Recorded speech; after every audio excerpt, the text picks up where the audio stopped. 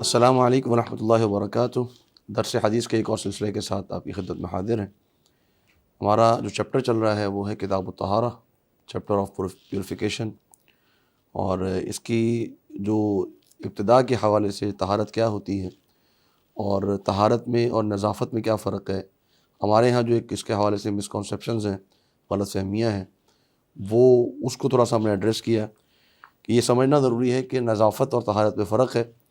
صفائی اور چیز ہوتی ہے، طہارت اور چیز ہوتی ہے۔ اللہ رب العالمین نے جو یحب التوابین و یحب المتطہرین ہے، اس میں یہ بات ذکر کر دی ہے کہ جو طہارت حاصل کرنے والے ہیں ان سے اللہ محبت کرتا ہے، تو اس کا معنی صفائی نہیں ہے بلکہ وہ طہارت ہے جس کو ہم شرعی طہارت کہتے ہیں، جس کو ہم انشاءاللہ سمجھنے کی کوشش کریں گے۔ تو کوئی بھی ایسا شخص جو مسلمان نہیں ہے وہ طاہر نہیں ہو سکتا، کیونکہ اللہ رب العالمین نے قرآن مجید میں بالکل کلیئر کٹ یہ بات جو ہے وہ کوٹ کر دی ہے کہ انما المشرکون نجس، کہ مشرک جو ہیں وہ نجس ہیں، وہ چاہے جتنی مرضی پرفیوم لگا کے بہترین کپڑے پہن کے آ جائے، وہ نجس ہے۔ تو لہٰذا اس کی طہارت کے لیے پہلا اسٹیپ جو ہے وہ یہ ہے کہ وہ ایمان لے کر آئے، اور اس کے بعد طہارت کے اس طریقے پر عمل کرے جو طریقہ اللہ تعالیٰ نے ذکر کیا، جو طریقہ نبی صلی اللہ علیہ وسلم نے کر کے دکھایا ہے۔ تو یہ ہمارا چیپٹر ہے، اور ٹاپک ہمارا جو ہے وہ سب سے اہم آج کا جو ٹاپک ہمارا وہ ہے وضو کے تعلق سے، باب فی وضوء النبی صلی اللہ علیہ وسلم۔ اور وضو میں ہم نے یہ پڑھنا ہے کہ نبی صلی اللہ علیہ وسلم کا وضو کیسا تھا، آپ صلی اللہ علیہ وسلم نے وضو کیسے کیا۔ وضو کا تذکرہ اللہ رب العالمین نے قرآن مجید میں سورۃ المائدہ کے اندر بھی فرمایا ہے کہ یا ایھا الذین آمنوا اذا قمتم الی الصلاۃ فاغسلوا وجوہکم وایدیکم الی المرافق وامسحوا برؤوسکم وارجلکم الی الکعبین۔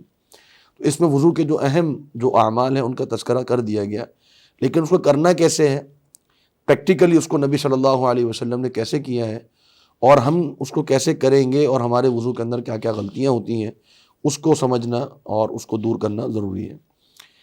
تو حدیث وہی جو ہم پڑھتے ہیں کہ جو کامن حدیث ہوتی ہے پورے کتب ستہ کے اندر، تو یہ حدیث بھی امام بخاری، امام مسلم، ابو داؤد، ترمذی، نسائی، ابن ماجہ رحمہم اللہ انہوں نے ذکر کی ہے اپنی کتابوں کے اندر کہ عن عبداللہ بن زید رضی اللہ عنہ، عبداللہ بن زید رضی اللہ عنہ سئل عن وضوء النبی صلی اللہ علیہ وسلم، ان سے سوال ہوا نبی صلی اللہ علیہ وسلم کے وضو کے بارے میں۔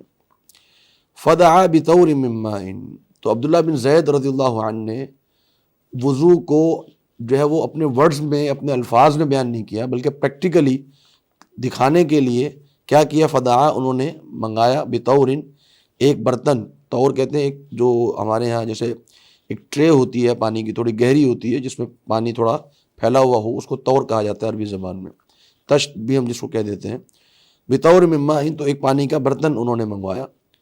فتوضأ لہم، تو جناب عبداللہ نے وضو کیا، جس نے سوال کیا تھا ان کے سامنے، کون سا وضو کیا، وضوء النبی صلی اللہ علیہ وسلم، وہ وضو کیا جو نبی صلی اللہ علیہ وسلم کا وضو تھا۔ فأکفأ علی یدہ من الطور، فأکفأ، تو انہوں نے ڈالا اپنے ہاتھ پر، من الطور، برتن سے، فغسل یدیہ ثلاثا، تو انہوں نے اپنے ہاتھوں کو 3 مرتبہ دھویا، یعنی برتن کو تھوڑا سا انڈیلا اور اپنے ہاتھ پہ تھوڑا پانی ڈالا، اس کو ایک دفعہ دھویا، پھر ڈالا، پھر دھویا، پھر ڈالا، پھر دھویا، اس طریقے سے انہوں نے 3 مرتبہ اپنے ہاتھوں کو انہوں نے دھویا جناب عبداللہ نے۔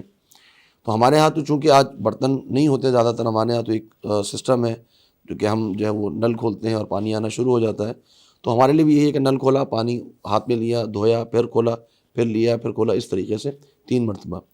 تو یہ جو ہاتھوں کو دھونا ہے وضو کے شروع میں، یہ واجبات میں سے تو نہیں ہے، لیکن اگر کوئی شخص رات کو سو کے اٹھا ہے یا دن میں سو کے اٹھا ہے، گہری نیند سے اٹھا ہے، تو اس کے لیے ضروری ہے کہ اپنے ہاتھوں کو دھوئے، کیونکہ نبی صلی اللہ علیہ وسلم کا فرمان ہے ایک صحیح حدیث کے اندر، آپ صلی اللہ علیہ وسلم فرمائیں کہ جب تم اٹھو نیند سے تو پھر اپنے ہاتھوں کو وضو سے پہلے دھو لیا کرو، کیونکہ تمہیں نہیں پتا کہ تمہارے ہاتھوں میں کیا چیز لگی ہوئی ہے، ہو سکتا ہے کوئی جو ہے وہ ایسی چیز لگی ہوئی ہو جو نقصان دہ ہو، انسان ہاتھ دھوئے بغیر کلی شروع کر دے تو ممکن ہے کہ اس کو وہ نقصان دے، تو ویسے مستحب ہے کہ انسان اپنے ہاتھوں کو دھو لے وضو کے شروع میں۔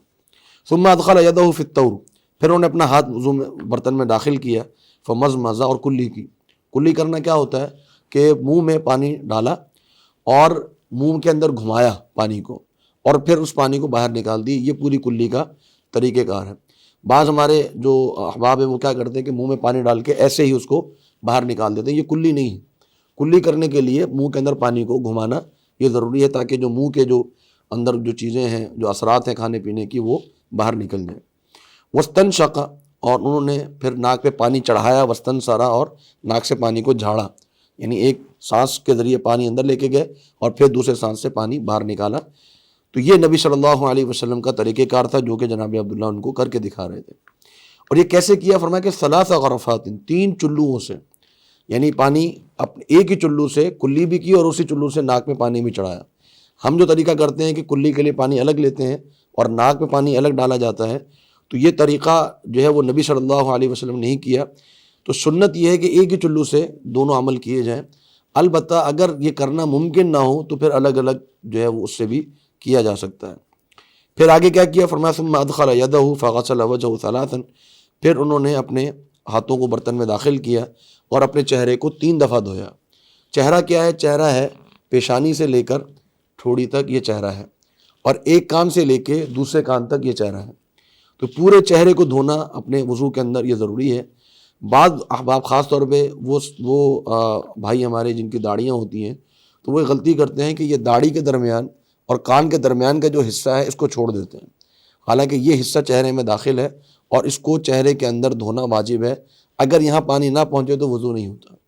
تو یہ پورا حصہ، یعنی یہاں سے لے کے دونوں کانوں کا آپس کا حصہ اور اوپر سے نیچے تک کا حصہ، یہ پورا جو ہے وہ چہرے کے اندر شامل ہے۔ تو 3 دفعہ انہوں نے اپنے چہرے کو دھویا۔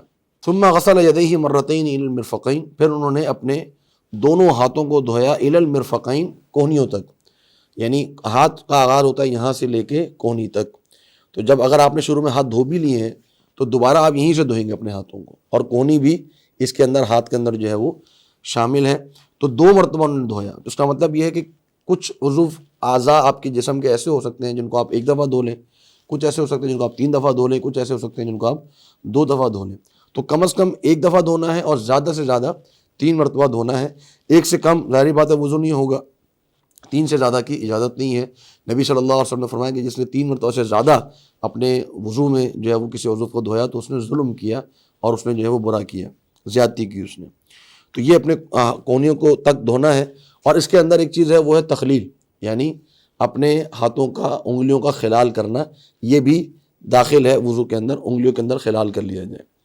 ثم ادخل یدہ فمسح رأسہ، پھر انہوں نے اپنے ہاتھ کو پانی میں داخل کیا، یعنی دوبارہ پانی لیا، فمسح رأسہ، اور اپنے سر کا مسح کیا۔ تو سر کے مسح میں کیا کیا؟ فاقبل بہما، آگے سے پیچھے لے گئے، وادبر، اور پھر پیچھے سے آگے لے آئے۔ اور یہ نبی صلی اللہ علیہ وسلم نے 1 مرتبہ کیا، یعنی جو جناب عبداللہ بن زید نے کر کے دکھایا اس کو۔ تو جو سر کا مسح ہے وہ شروع سے آخر تک ہے، گردن سر میں داخل نہیں ہے، یہ ذہن میں رہے۔ بعض احباب گردن کا مسح کرتے ہیں، گردن کا مسح حدیث کے اندر، شریعت کے اندر ثابت نہیں ہے۔ نبی صلی اللہ علیہ وسلم نے صرف سر کا مسح کیا ہے۔ اور ایک اور بات یہ کہ نبی صلی اللہ علیہ وسلم نے پورے سر کا مسح کیا ہے، یہ نہیں کہ صرف آپ نے اگلے ایک یہاں پہ ہاتھ لگا لیا تو مسح ہو گیا، نہیں، آگے سے لے کے پیچھے تک پورے سر کا جو ہے وہ مسح کرنا، اور پھر پیچھے سے آگے تک پورے سر کا مسح، یہ اس میں داخل ہے۔ اور اسی طرح اس حدیث کے اندر ذکر نہیں ہے، البتہ دیگر صحیح احادیث کے اندر موجود ہے کان کا مسح۔ تو سر کے مسح کے لیے ہم پانی لیں گے، اور اس کے بعد جو مسح کر لیا تو ہم دوبارہ پانی نہیں لیں گے، دوبارہ پانی لینا صحیح احادیث کے اندر ثابت نہیں ہے۔ نبی صلی اللہ علیہ وسلم نے سر کا مسح کرنے کے بعد اسی طرح پھر کانوں کے اندر جو ذکر آتا ہے کہ یہ انگلی کان کے اندر اور انگوٹھا باہر کی طرف، اس طریقے سے نبی صلی اللہ علیہ وسلم نے اپنے کانوں کا مسح کیا، اور کان کا مسح جو ہے وہ سر کے مسح میں داخل ہے۔ ثم غسل رجلیہ الی الکعبین، پھر جناب عبداللہ نے اپنے دونوں پاؤں کو دھویا اپنے ٹخنوں تک۔ تو ٹخنا اور پھر اس کے اندر ایڑی اور آگے کی انگلیاں، پاؤں کے پیچھے نیچے کا حصہ، اور پاؤں کی انگلیوں کے درمیان بھی خلال کرنا ہے، پاؤں کی انگلیوں کے درمیان بھی خلال کرنا ہے، تاکہ اس کے اندر جو خشکی رہ جائے وہ اس تک بھی پانی پہنچ جائے۔ تو ان پورے اعضاء کو اسی طریقے سے دھونا چاہیے، اور کہیں پر بھی اعضاء کو دھوتے وقت کہیں پر بھی عضو کو ہلکا سا بھی نہیں چھوڑنا چاہیے۔ اگر جو ہے وہ تھوڑا سا حصہ بھی خشک اگر رہ گیا کسی عضو کا تو وضو نہیں ہوگا۔ بلکہ ایک حدیث کے اندر آتا ہے کہ نبی صلی اللہ علیہ وسلم ایک غزوہ میں تھے، سفر میں تھے، تو نماز کا وقت ہو گیا، آپ صلی اللہ علیہ وسلم نے وضو کیا، نماز کے لیے تشریف لائے، تو صحابہ نے بھی جلدی کی کہ ہماری کہیں جماعت نہ نکل جائے یا تکبیر اولیٰ نہ نکل جائے۔ تو انہوں نے جلدی وضو کر کے جب جماعت میں آئے تو آپ صلی اللہ علیہ وسلم نے دیکھا کہ بعض جو صحابہ تھے ان کی جو ایڑیاں تھیں وہاں پر خشکی رہ گئی تھی، وہاں پانی نہیں پہنچا تھا۔ تو آپ صلی اللہ علیہ وسلم نے یہ فرمایا کہ ویل للأعقاب من النار، کہ جو تمہاری ایڑیاں خشک رہ گئی ہیں وہ جہنم کی وادی ویل میں جائیں گی۔ یعنی وضو کے درمیان اگر جان بوجھ کر یا جلد بازی کرتے ہوئے صحیح طریقے سے وضو نہ کیا جائے تو پھر وہ معاملہ جو ہے وہ شدید وعید کی طرف چلا جاتا ہے۔ لہٰذا وضو کرتے ہوئے ہر لحاظ سے انسان کو مکمل اطمینان ہونا چاہیے کہ میں نے وضو جو کیا ہے وہ کس طریقے سے کیا ہے اور اس میں میں نے کوئی حصہ بھی خشک نہیں چھوڑا ہے۔ تو یہ مکمل طریقہ ہے نبی صلی اللہ علیہ وسلم کے وضو کا، جو کہ ایک حدیث کے اندر ہی ہمیں مکمل طور پہ سمجھ میں آ گیا ہے۔ تو اس میں وضو میں یہ سارے اعضاء شامل ہیں اور اسی ترتیب کے ساتھ ہم نے وضو کرنا ہے۔ اور اس کے اندر ایک اور چیز جو ہمیں ذہن میں رکھنی چاہیے وہ یہ کہ اگر دو اعضاء ہیں جو ایک ہی وقت میں دھونے ہیں تو پھر پہلے سیدھے کو دھویا جائے گا پھر الٹے کو۔ جیسے اگر ہاتھ دھوئے جا رہے ہیں تو پہلے سیدھا ہاتھ پھر الٹا ہاتھ، بازو دھوئے جا رہے ہیں تو پہلے سیدھا بازو پھر الٹا بازو، پاؤں دھو رہے ہیں تو پہلے سیدھا پاؤں اور پھر اس کے بعد الٹا پاؤں۔ اس طریقے سے اسی ترتیب کے ساتھ ہم نے وضو کرنا ہے، کیونکہ نبی صلی اللہ علیہ وسلم نے اپنی پوری زندگی اسی طریقے سے وضو کیا ہے۔ تو کچھ بھی سوال کیے بغیر کہ جی یہ جو ہے وہ کیا ہم آگے پیچھے کر سکتے ہیں، یہ کر سکتے ہیں، وہ کر سکتے ہیں، کرنے کی ضرورت نہیں ہے۔ جو طریقہ نبی صلی اللہ علیہ وسلم سے موجود ہے اس پر ہمیں جو ہے وہ عمل کرنا چاہیے۔ ایک اور بات، آخری بات وضو کے تعلق سے وہ یہ ہے کہ آپ صلی اللہ علیہ وسلم نے فرمایا کہ جب کوئی شخص وضو کرتا ہے اور وضو اچھی طرح کر لیتا ہے، وضو کرنے کے بعد جب وہ کہتا ہے کہ اشہد ان لا الہ الا اللہ وحدہ لا شریک لہ واشہد ان محمدا عبدہ ورسولہ، یعنی شہادتین جب وہ پڑھتا ہے تو فرمایا کہ فتحت لہ ابواب الجنت الثمانیہ، اللہ رب العالمین اس کے لیے جنت کے 8 دروازے کھول دیتا ہے۔ تو یہ بہت بڑا اجر ہے جو اس ایک مختصر عمل کے اوپر انسان کو ملتا ہے۔ اور وضو انسان کو مکمل کرنا چاہیے، احتیاط کے ساتھ کرنا چاہیے، کیونکہ ہماری نماز، ہماری عبادات جو ہیں وہ وضو کے اوپر ڈیپینڈنگ ہے۔ وضو درست ہوگا تو نماز درست ہوگی، ورنہ نماز بھی قبول نہیں ہوگی۔ اللہ تعالی ہمیں عمل کرنے کی توفیق عطا فرمائے۔ السلام علیکم ورحمۃ اللہ وبرکاتہ۔